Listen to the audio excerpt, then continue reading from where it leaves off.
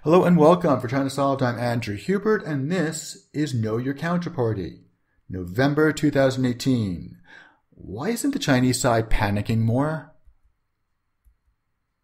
American analysts and commentators, in some cases the principals themselves, have seemed a little perplexed at times that China isn't freaking out more. And this isn't just at the official PR level, the official press release level. Regular frontline Chinese seem genuinely unfazed, although maybe a little fatalistic. Americans and Chinese are running on two different time scales. Why are the Chinese so chill? The takeaways.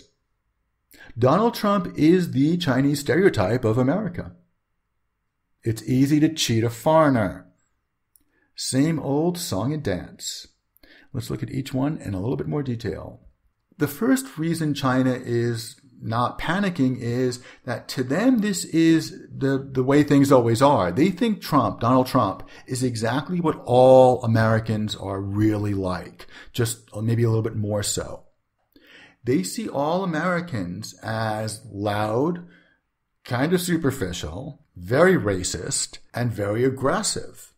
Furthermore, they see us as childlike, but not in a good way, in a bad way. They see us as simpletons, as naive and impulsive, that we blurt out whatever is on our mind all the time, regardless of the cost. And the example that they use is the TPP, Trans-Pacific Partnership, which the United States pulled out of on day 2 of the new administration. We didn't seem to get anything in return. And China was very confused by this at first until they decided that the underlying cause of this was just impetuousness and just an emotional reaction. But what impresses the Chinese most is America's mysterious and mind-boggling success, and Donald Trump embodies that more than most. The second reason China doesn't seem to be panicking is that they believe it's easy to cheat a foreigner. Now, you may have seen that translation, it's easy to fool a foreigner, or you can always fool a foreigner, but the character really translates as to cheat financially.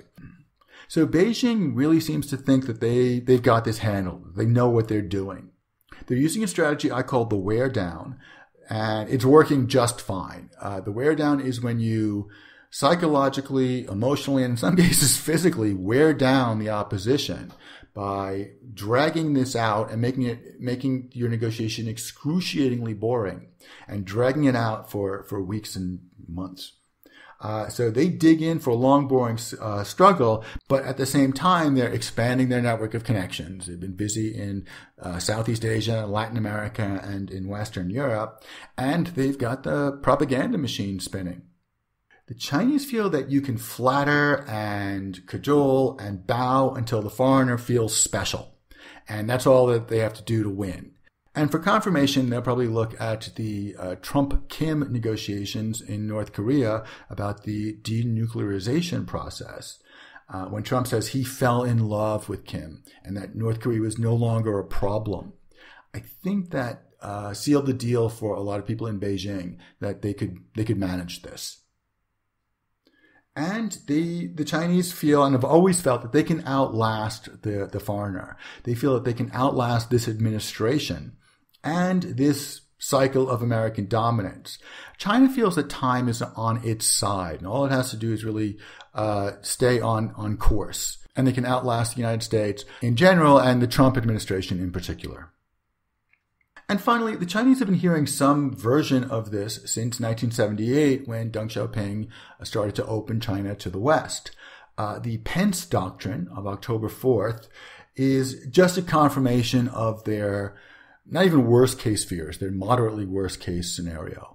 This is what they thought the West always believed anyway. And Trumpism is just the logical progression of where America had always been headed, that we were strategic competitors and we would be trying to contain China financially, economically, and militarily.